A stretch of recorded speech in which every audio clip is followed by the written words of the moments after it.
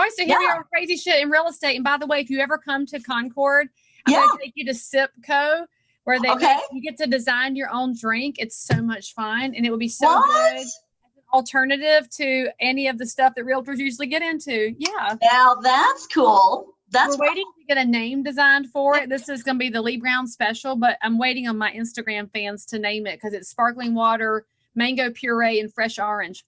Oh my gosh, that sounds perfect. That sounds delightful. Perfect. And it's like 1,000 degrees outside, so it's perfect. Yes, I could see that right now. That would be amazing. So I vote for it. Tell my listeners and viewers where you're located and how long you've been in real estate, so all of my people can meet the dependent agent and they'll hear about your new project here in a little bit. Welcome to Crazy Shit in Real Estate, a weekly podcast where I walk you through some of the wildest, most unbelievable stories you'll hear from the world of real estate. If you like real estate and you love crazy, this is the podcast for you. Thank you. It's so good to be with you and see you today. Yeah, I'm Christy Gessler. I have been in the Central Texas real estate market, so around the Austin area, Round Rock, Cedar Park, the great Williamson County for 15 years. I came to real estate actually out of law enforcement for 7. So I was a cop for 7 years, and then I decided I'd wrangle some different suspects in real estate. Well, being in the Austin market, that was a prescient move considering what's happening in Austin right now. Yeah, I think my timing was excellent. Yes, I did this back in the 90s, and I had my time, and I love my boys in blue and brown, but it's, a different era. So found myself in real estate, and I had a journey through it where I was in a real estate assistant at first, and then got my license, and went through all the steps. And I actually went, and I was a local franchise owner here in Austin of the franchise that started here in Austin, the Big Red Company. I was an owner of their franchise for a short time here in Cedar Park. So talk about a life lesson and a lot of what led me to the dependent agent. There's the crazy shit in real estate. Actually, one of the crazy shit stories is I saw pictures of the primary residence of one of the founders of that red company with that driveway with the tree. And I was like, yeah, very interesting. But anyway, it's a whole different side story. Yeah, no, it's always interesting down here. Mm-hmm. You real estate people who want to know the side scoop, you're going to have to reach out to Christy about that one. Or you can reach out to Laura Duggan, because Laura's the one that told me that whole story. There you go. That's a good one. Yep. We love Laura. So anyway, so you got through that particular stage in your real estate life to land where? Here. So I decided after that whole experience, and actually my experience in rehabilitation, which we can talk about, I decided to open up my own company, my own real estate brokerage, which to most people sounded like suicide, coming out of the dependency and going into your own gig. Sounded a little nuts, but I've been doing it now for 2 years. I have 14 amazing agents. It's like life has just settled into Zen. Everything has just landed where it needs to land for me personally and professionally right now. So I'm super happy to be where I am, but I love being a non-competing little indie broker. It's like my favorite thing. I don't sell anymore, but I empower my peeps to go. So. All right. So our listeners don't know you. And of course we have a lot of viewers too. I keep forgetting we have YouTube too. So, hey friends. Yes. So you should know that a lot of our viewers and listeners don't do regular real estate. They are just people who are like, what y'all got going on today? And they might not know the side of real estate that you're about to tell them about, which has to do with the fact that realtors are hard chargers. They go 12, 14, 16 hours a day. They work really hard. They put themselves in last place, and then they go to events and conferences and kind of come completely a lot out of control. And so tell them about your journey. And I know that you're really open about your story because you believe that transparency helps other people. So I'd love for you to share a little bit about the craziness that real estate exacerbated in your life. Thank you. It is true. So we know, and if you're right, when we're inside the industry, sometimes we don't realize kind of what that outside perception might look like. And so one of the most powerful things that happened to me, I'd been out of my stint in rehab for about 2 weeks, and I ran into a friend, and he said, "Are you doing okay?" He said, "I'm so surprised you didn't go sooner." And I was like, okay, a little awkward. He goes, "Every realtor I've ever known has been just this side of an addict, alcoholic, or suicidal. And I am surprised it took you so long to get to rehab, and I'm glad you did." And I'm like, he said the perception, he was just a corporate guy, not anyone related to real estate other than having used a realtor. in his life, that hit me like a ton of bricks. And I was like, okay, I think that in my new world of recovery, I need to start sharing the message of it is okay to find ways to have a lot of fun without a lot of booze, if you can do it. I've learned that I have a lot more fun and a lot more dangerous without alcohol than I ever was with booze. I have more fun now, largely because I remember everything and some people don't. Well, to be said for that, you don't have to tell lies because you didn't make anything up and you remember everything. Pretty much remember everything, yeah. Now, besides age setting in, right? But I mean, I started to see an opportunity. And as I've grown in leadership through my service now with Texas Realtors and with my local board at Williamson County and NAR, I just see a need for us maybe to start the conversation about awareness about these stresses and struggles and the way we don't put ourselves first. And we do internalize. That's what the clients don't know. We internalize all of their stresses and struggles. They don't get that part.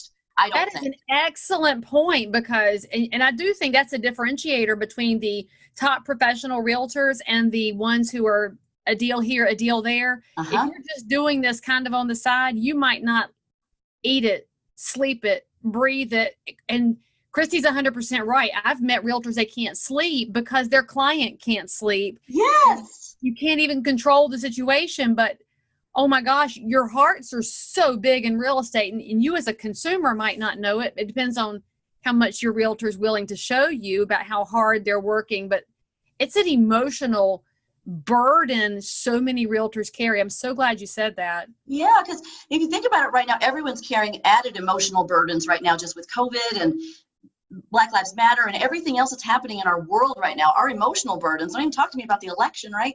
I mean, we're like in all this stuff we're trying to take in, and then we're trying to help people also make the biggest investment of their lives and all that goes along with that and try to keep it halfway safe. And it's just adding a new wrinkle. So I think it's important to talk about that clients maybe don't realize that, and maybe we need to be more aware of how much we take in and how much we hold in. I held it way too long and took it out with some things I shouldn't have been using to help me get through some of that time, and that was the booze. How'd you hit the point where you felt like you needed rehab? What was the moment? And then we've all seen, the episode of The Office where Michael decides to check Meredith into rehab because her hair catches on fire. And so that's probably the only experience most people have with rehab institutions. And what was the turning point for you?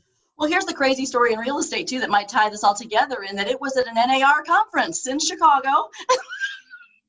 Oh, and it was raining that whole event too. So did you get lost in the rain? Yeah, so this was the first year I went to NAR, and it was in Chicago, which is my hometown. It's where I grew up. So I was kind of back in like the hood, kind of just in my partying days. And when I fell down the steps into Timothy O'Toole's bar off Michigan Avenue, I figured it might be time to reevaluate. I was there with a friend, and she brought me home and promptly called another friend who came to my house about a day later, picked me up and took me to the hospital. So it was that amazing quick. Friends. Yes. They love you. Yes, it was an amazing experience. So they came to my front door. I tried to leave the office I tried to leave my home to go to work that day, and I was drinking too much in the morning. I needed to go issue DAs, and I couldn't leave. And I was struggling what to do. And they came and just took me to the hospital, and I went into the rehab program then. And so that was November 8th of 2017 is when they came to my door. So that's what it was. It was kind of the realization for me. And right after I got into the treatment, obviously I had tons of personal issues. Please don't, I had so much baggage to unwrap that I have unwrapped. But after that conference, I said, this is not the lifestyle. This is not the realtor life I want in these environments. And I don't want that for myself. And so that was my aha. So you flipped that switch like that? I did. I'm 1,000 days sober. I haven't touched booze since November 8th. That's the deal, man. Yeah, thanks. Yeah. So girl, it's how much weight have you lost? You must have lost weight doing that too. Holy crap. Well, I was losing some weight then because I was a team leader and killing myself, right? So we were already on the downward path of destruction. You weren't eating anyway. Who needs to eat? We don't have time to do that. So then I was just really fueling with the booze, and wine was my friend. And what was in your Yeti? Who knows, right? Those kind of days. And I'm very honest about this is sparkling water. I know, and mango puree. And for the record, I'm not drinking at the office. I got iced tea myself too. We should check. But anyway, and I was doing that, and I just had to have that break from it. And when I was eating poorly then, and yes, so when my body recovered and I took the toxin out of the alcohol, My health has improved immensely. I'm no longer on the anxiety and depression medicines anymore. I've lived a clean life of every, it's been a radical change. My hair, my skin, my face, my muscle tone, it all changed. So I lost some pounds, but I got some pounds back where they wanted to go, not just in my gut. So how are you received by other realtors when you talk about this stuff? Because we know that anytime you talk about dependency issues, any addictions, mental health issues, it's a pretty quick pivot to something else because that's not a sexy topic. So I'm curious how you're getting the word out. You have your new podcast coming out, but just even conversations with your agents in your market, what do they say when you give them this much information? The first reaction was, oh God, should we invite her anywhere? Because will she still be wanting to be social, right? And the first thing I said to everybody is, do not exclude me from a happy hour. I still like to be happy. I still have happy hours. I will just have iced tea during my happy hour. So that was my first thing. They were tentative to ask me to go to places. Or like, hey, we're going to go grab a drink after work. You want to go with us? And I'm like, yes, I really do, because I want to talk and engage. So I'm fortunate in that my recovery allowed me to be around the booze, but it was really how people started to feel and integrate. But I tell you what, I've gotten hit up by a lot of people so far who said, help me get on the journey to sobriety. And I've had private messages and messages that I didn't think people, knowing some of us the way we know each other in the industry, right? I've connected with people on levels that I am so thankful for. And there's a confidentiality there that I am entrusted with, and I'm honored to have it. So I'm hopefully, and I'm not a therapist, I have no training in this other than I've lived it. I just want to guide people if I can to get to this light. Hey, catch that asterisk, y'all. Neither one of us is qualified in all this shit we're just talking about. You need a pro, you need a pro. If you need 911, please call 911. If you need suicide assistance, please call the suicide hotline. Mm-hmm. But if you're just in that kind of a feeling lost space, I mean, there's other humans out there that will do for you what Christy's friends did for her. I'm so grateful that you had friends that loved you that much, that they weren't going to let you just fall off the planet. And maybe that's one of the things we should take out of our experience in real estate. We do for other people in these really big ways. And we sometimes forget to look after our colleagues in that way. Yes. Even when we're in the same market working all the time, because you put on this big front, and the front that says, I'm perfect, everything's great all the time, I'm selling everything in sight. Perfection, because perfection is not real. No, but perception is reality, and we're salespeople, and we try to do our best to exude some of that. And we're all human, and we all have, these failings, and that's okay. And if we kind of touch on each other a little bit and say, are you seriously okay? Like, really? Like, okay. And I'm not trying to be in any way judgmental, and I never am. And I experienced, you said the other thing, I experienced some judgment back when I was first kind of coming out of this a little bit. And I was okay with that. I kind of understood, it's a sensitive subject, but I do think that we really need to check in on each other a little bit. We check in on our clients really well. So I always make a point to try to reach out to a couple people a week and just, random. You doing good? Doing good. It goes a long way, I think. So tell me about your podcast and the project that you started, what your goals are with the Dependent Agent. Thank you so much. So I said in 2020, going back to our original business plans back in 2019, what are we going to do this year? Luckily, the only thing that didn't change for me was podcasting. And I said, I'm going to give this a shot. So I had a little nest egg of money, and I said, I'm going to do it right. So I hired a production company here in Austin, Texas called Tiki Cam Productions. They're pretty cool. They guided me. Good place for that, by the way, being in like a creative, weird capital, lots of art there. Easy. But I knew that was outside my wheelhouse, and it wasn't going to be a very good production if I didn't try to get a little help. So I was willing to make that investment. And so I did, and I've been recording episodes. I'm on to episode 22 is where I'm at now. Yep. I have committed myself to do this project for a year, see where it goes, but I'm putting out a body of work that matters a lot to me. And the message of the whole body of work, talking with you today is an amazing thing. Thank you. And just being able to kind of get the word out. It's my body of work for this next year. And when it's done, I'm going to be doing some other things with NAR's Leadership Academy next year. And I'll kind of see where it goes. You see? So I'll kind of I wanted to put this body of work out there and open this conversation and push it a little, but also just let it organically go. So that's my goal for it, is just to, again, spur conversation and community. Well, I think your timing is perfect because we're recording this, of course, in the midst of the great pandemic and the COVID era. And realtors have had a really rough time during this because they're people. They're accustomed to being around each other. And so we are seeing there's a lot that are They're feeling the weight of the world on them. And unfortunately, that's the first place a lot of people go when the weight of the world is on them, is to different dependencies, whether it's gambling or alcohol or other kinds of addictions. In fact, I think I told you this, in North Carolina, our liquor sales are controlled by the state. So we have the ABC stores. So you can only buy beer and wine at the grocery stores.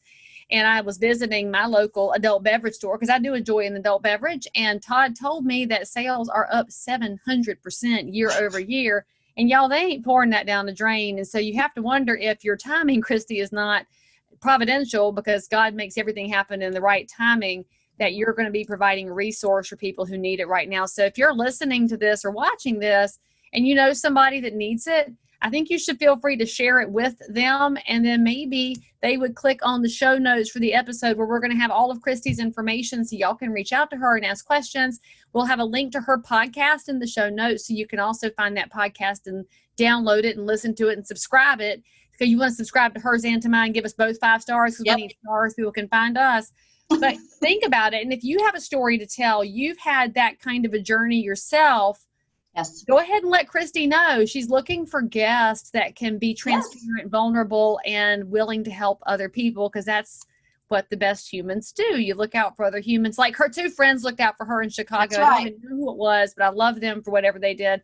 So Christy, any final words for the audience before we set them back loose into the world? Yeah, no, thanks. Be brave and fearless out there, people. Try to take care of yourself. Just remember, self-care is number 1. It really is. So thanks, Leigh. Thanks for all you do. I love your podcast. I do listen to it religiously, and it's a fun, good laugh. Gosh, I love it every time. So thanks for getting the message out. Let's just build a community of caring within us too. We do good outside. Let's keep the wagons tight around each other too in this tough time. And we aren't necessarily laughing today, but there's times where we need to think about it too. And if we told you all the times we have scraped colleagues up out of the bottom of elevator shafts, that's funny for a minute until you realize that that's the person that needs you to send this podcast to them. So just in case they're ready, they can hear it. So Christy, thanks, you Leigh. for being willing to talk about an uncomfortable space to help people. I appreciate what you're doing. And I'm excited to support your project. So y'all support. You too, girl. And I guess we'll see you next time. Sounds good. Have a good one. Be good. Be well. If you are listening to this episode and you need to tell us something about your crazy life in or around real estate, then tweet me at Leigh Brown or reach me on any of the social networks. That's if you're a broker, realtor, investor, inspector, lender, or just a regular normal human being who happens to have dealt in real estate. Subscribe for more episodes, and as always, we are thrilled that you joined us for some crazy shit in real estate. See you next time.